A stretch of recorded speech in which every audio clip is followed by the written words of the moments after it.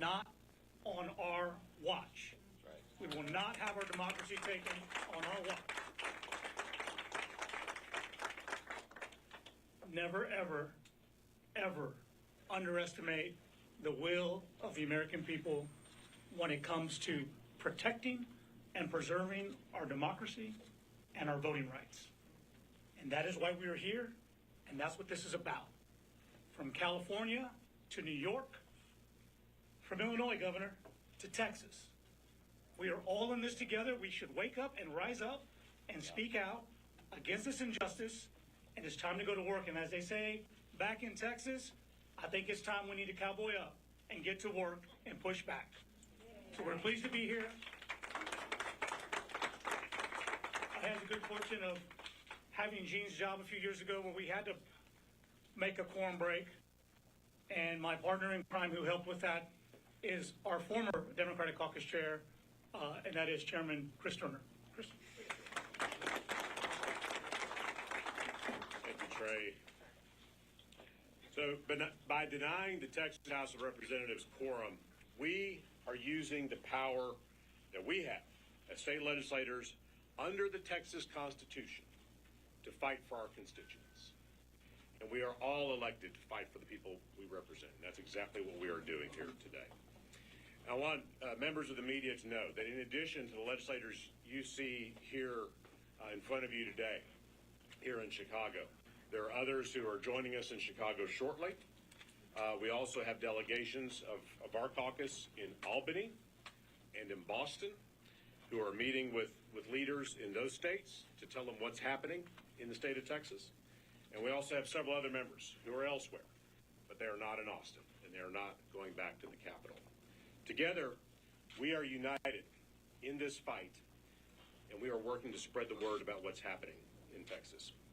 Donald Trump wants more power. That's what this is about. He wants to face no accountability and no consequences. And that's why he's demanding Texas rig our congressional districts. The people of Texas have made their voices very, very clear on this. Over the course of the last 10 days, thousands of Texans have turned out to make their voices heard in our House Redistricting Committee hearings. 99% of them, and I'm not exaggerating, 99% of them have demanded that we reject Trump's Texas takeover. So what did the Republicans do? What did the Republicans do in the face of all those people saying don't do this? They ignored them. And they did it anyway. And they've accelerated this plan, this scheme through the process, and that's why we are here tonight. There was a time when a Texas governor wouldn't be afraid to tell a president, any president, don't mess with Texas. Right. But Greg Abbott is too subservient and too weak to do that to Donald Trump. So, Abbott and the Republicans in the legislature are dutifully following Trump's commands. And this is what this is about. They are engaged in an illegal act of intentional discrimination by tearing apart majority, minority congressional districts across our state. And we are not going to stand for it. Right. Yeah. We are here to fight for the millions of Texans who don't want Trump's Texas takeover, and we're going to continue to fight for them, and we are here to fight back. I'm going to hand it back to Leader Wu. Thank you so much, Chris. Up next, we're going to have Governor Pritzker, and before he comes up, we just want to say thank you to Governor Pritzker for welcoming us, and definitely someone who recognizes the need for us to fight, and also thank you to the people of Illinois for welcoming us as well. Thank you so much, Governor. Well done. Yeah, thank you. Appreciate you. Thank you so much, Leader Wu. Good evening, everyone. A big thanks first to the DuPage County Democrats and their chair, Reed McCollum, for making this space available and hosting us here this evening. We're here to welcome the Texas House of Representatives Democratic Caucus and its leader, Gene Wu, to the great state of Illinois. I was honored to host all of you, a group of you, about 9 days ago, and to learn about the challenges that you might potentially face. And frankly, I wish that we were greeting you under better circumstances today. But instead, we know that you are making great sacrifices to resist the power grab that's being perpetrated by Donald Trump, by Governor Abbott, and by Texas Republicans. You are answering one of the most challenging calls of public service that has ever been asked of you. And you've had to leave behind your families, your full-time jobs, your communities, and you did it to protect the voting rights of the people that you represent and voters all across this nation. Tonight, along with the Speaker of the Illinois House, the President of the Illinois Senate, and millions of Illinoisans, we are very pleased to welcome you and to stand in solidarity with you and send a clear message to all Americans. We will not let power go unchecked, or let your voices and their voices go unheard. Over the past few months, my political team and I have been in direct and regular contact with the Texas Democratic Caucus. In late June, I was able to spend time with the Texas Democratic Party Chair, Kendall Scudder, who traveled all the way from Dallas to prepare for this exact possibility. Last week, I was honored to host Chair Wu and members of his delegation for a frank discussion about what was at stake and how Illinois could help. I want to level set with you about what is happening in Texas and how it affects us all and why we are grateful that our friends from Texas are here tonight. Since Donald Trump came into office, he has taken calculated and explicit steps to grab unprecedented power and to silence his dissenters. He has ignored federal orders, federal court orders, encroached on states' rights, and he has strained our Constitution. As his cruel agenda reared its ugly head, Trump saw his poll numbers tanking and has begun to see that Republicans will likely lose control of Congress in 2026. When you try to tear health care away from veterans and seniors and people with disabilities, and stop food assistance for the most vulnerable working families in America, and raise prices on everyday groceries, all to fund tax breaks for the wealthiest people in this country, then voters are likely going to throw your party out. So Trump came up with a new scheme, rig the system by ramming through a corrupt mid-decade redistricting plan that would steal 5 congressional seats, silencing millions of voices, especially Black and Latino voters. Let's be clear, this is not just rigging the system in Texas. It's about rigging the system against the rights of all Americans for years to come. Now, Texas Republicans submitted to the president's orders and took steps to advance Trump's Texas takeover. And while Texas Democrats have been trying to work across the aisle to deliver disaster relief after the devastating floods in Central Texas, Republicans chose to use the tragedy as political cover to cheat. That brings us to today. Texas Democrats were left no choice but to leave their home state, block a vote from taking place, and protect their constituents. This is a righteous act of courage, and we can all take a page from these leaders' playbook. When you show people that you have the will to fight, well, they can muster the will to fight too. Right. Courage is contagious. I am very proud that Illinois Democrats have been in this fight from day one of Donald Trump's presidency. In the coming days and weeks, Illinois will partner with the Texas House Democratic Caucus to put a spotlight on the danger that Trump and Texas Republicans pose to all Americans. To be in public office right now is to constantly ask yourself, how do I make sure that we're standing on the right side of history? There's a simple answer. The history will always tell you to be afraid. The right side of history will always expect you to be courageous. Expect courage for people around you, and it will show up. Expect fear, and fear will rule the day. Let the courage of these leaders be an example to the rest of the country.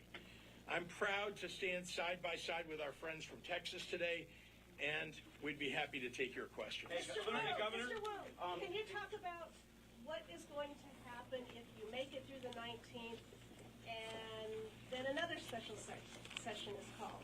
Are you prepared to stay? Is the whole group prepared to stay here through multiple special sessions? So look, whatever strategy we choose, whatever tactics we figure out as we move on, the only thing we have in our minds is what do we need to do to protect Texans? What do we need to do to protect Americans? And what each and every one of us has said is that we will do whatever it takes. That what that looks like, we don't know. But we're here. We're committed to this, right? We're all away from our families that we've already been away from for 6 months because of the legislature. That we've been away from our jobs. We've not earned a lot of income this entire year, and our salary for being in the legislature is $600 a month.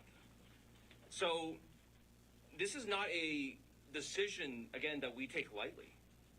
And all the things that we are doing right now, we're doing it because we feel that this is the only way we can protect Texans. This is the only way we can protect Americans, and that we would ask everyone else, if you want to protect this country too, come join us. Hey, Governor, just want to get your reaction. Jeremy. John Curran, the Illinois Senate Republican leader, he issued a statement today. He called your hosting of the Texas Democrats, quote, the height of hypocrisy, unquote, since you had supported independent map making and pledged to veto a gerrymandered map. He also called the state's Illinois' current congressional map shameless in its attempt to remove choice from voters. He said Illinois Democrats should be focused on strengthening democracy here in our state with fair maps instead of chasing national headlines by intervening in other states. What's your reaction to everything that Leader Curran said about this matter? Well, let me be clear. We passed a map in Illinois that follows the Constitution, and that is not what Governor Abbott is trying to do in Texas. We believe that the people of Texas deserve to have fair representation and not to have the game changed in the middle of the decade. There already is litigation about the original map that they put in place. Now they want to change it again. That no doubt will end up being litigated too. But let me be clear that they are attempting to cheat. And, you know, I think we all know Donald Trump is a cheater. Yeah, that's right. So is the Attorney General of Texas, Ken Paxton, in so many ways. And we here in Illinois believe that we're, what is 2025? We've had elections now for, the 5 years that this map has been in place. We want to continue to have those fair elections. And we're proud of the fact that Democrats do better than Republicans in those districts where they're hyper-competitive, frankly. And we won in virtually every one of those districts that was competitive. But when you look at a map that's 14-3. Yeah, but you're talking about the outcome, Paris. You're talking about the outcome. Look, the fact that we are very good in Illinois about delivering for the people of Illinois and that people react to that and vote for our candidates is very different than cheating mid-decade by rewriting the rules because their cult leader, Donald Trump, tells them to do it.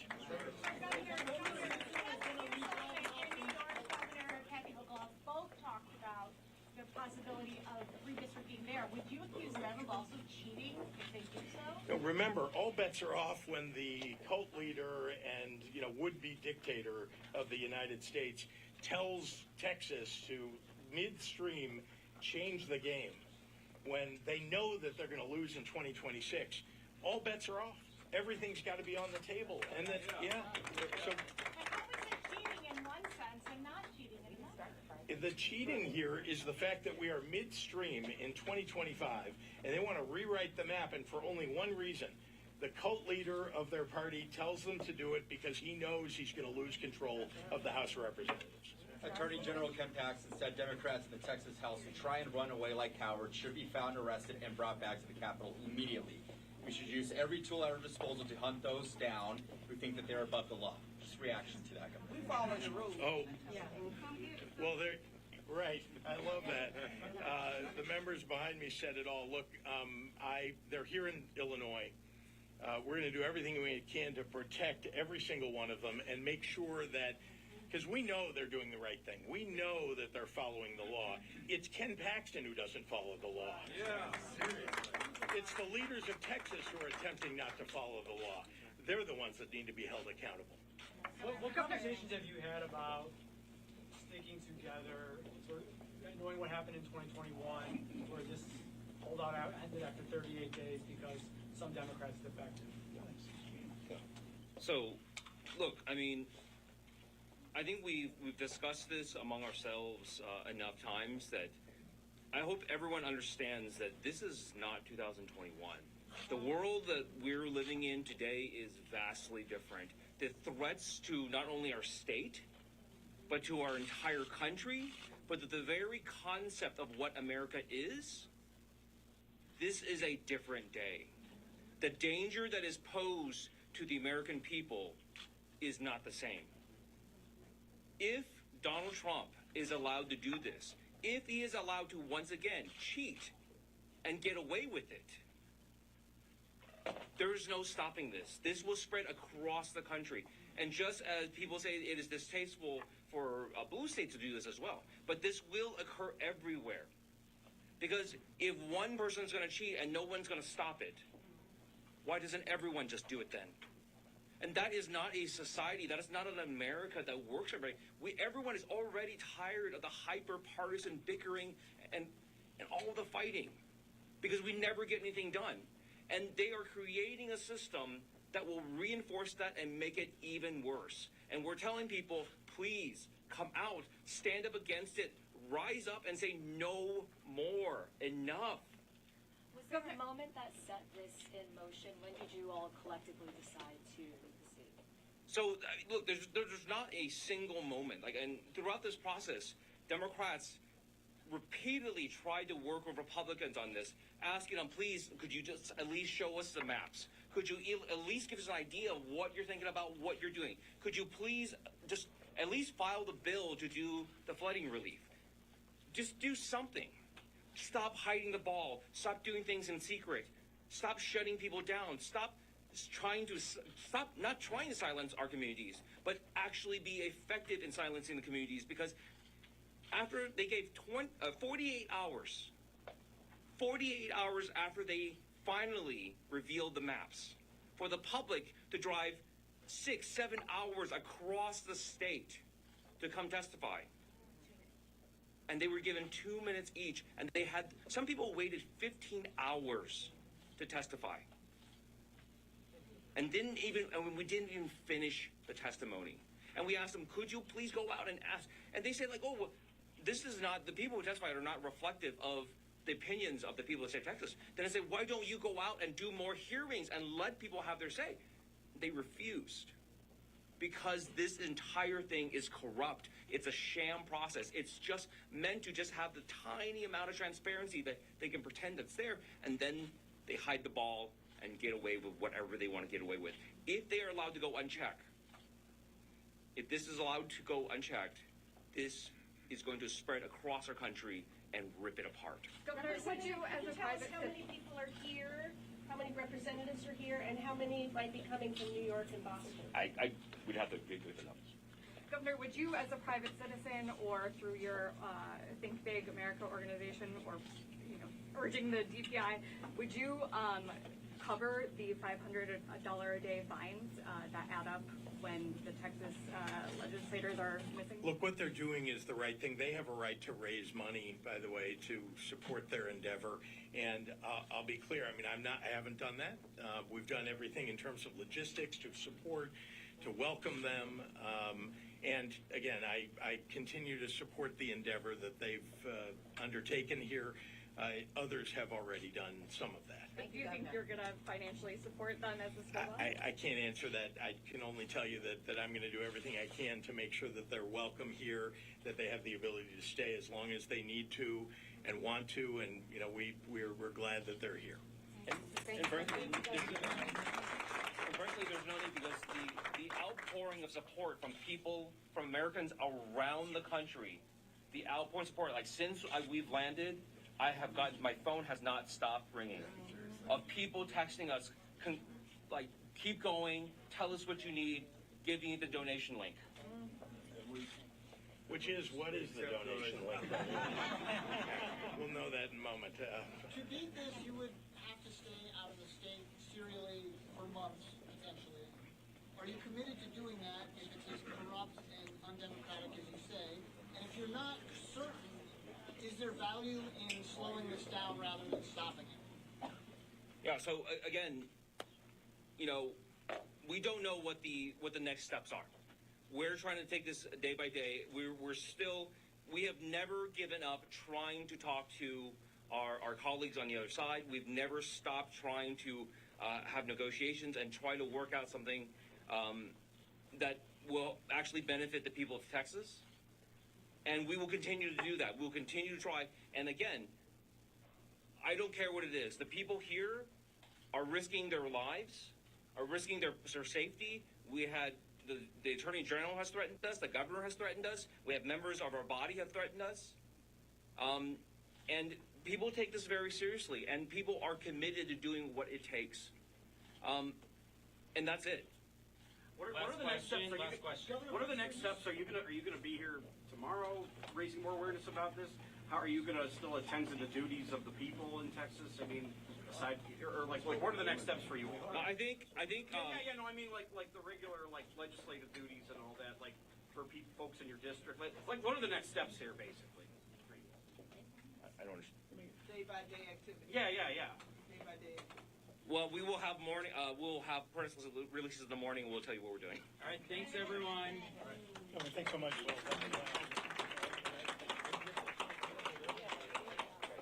It's stopthetexastakeover.com. Stopthetexastakeover.com. Yeah, I meant.